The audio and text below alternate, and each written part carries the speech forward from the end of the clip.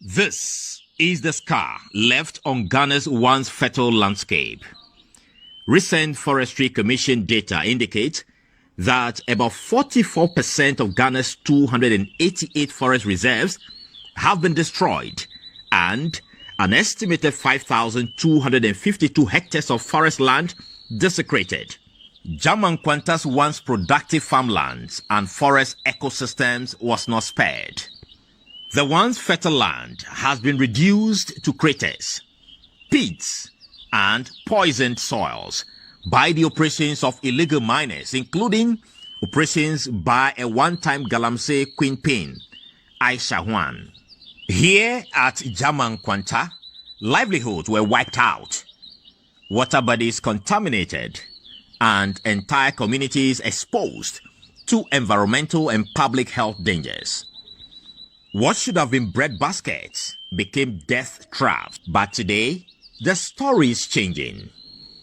In a decisive intervention, President John Dramani Mahama's administration has rolled out an aggressive ecological restoration and land remediation program to restore degraded lands across the country, beginning with a pilot in the West Heath communities in the Amansie Central District of the Ashanti region.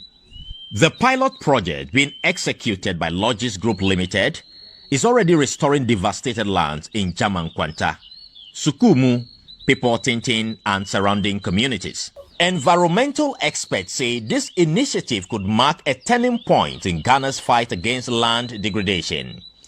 Climate and environmental remediation expert Dr. Samuel Doche describes the project as a game changer that positions Ghana to benefit from carbon market, ecosystem services, and climate finance.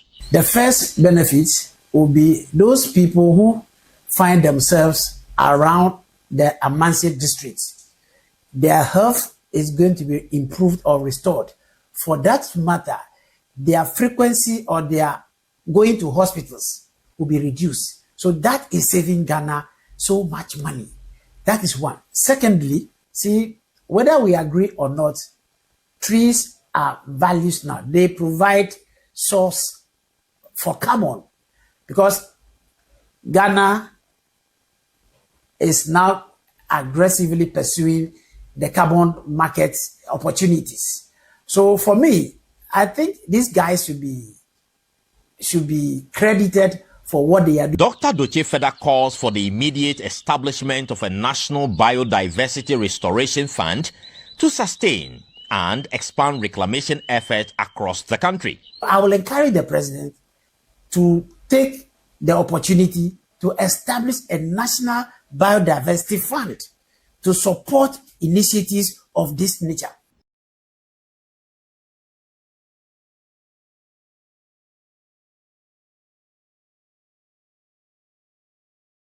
A biodiversity researcher, Nwemeji Dramado, is urging government to scale up support, describing the initiative as critical to forest recovery, habitat restoration, and species protection. His Excellency, Mr. President, I believe that this is the opportune time to support such an initiative that will help restore an environment, because with the way degradation is going on in the country, I fear that there will be a time where as a nation we cannot be able to say that we are a biodiversity rich country.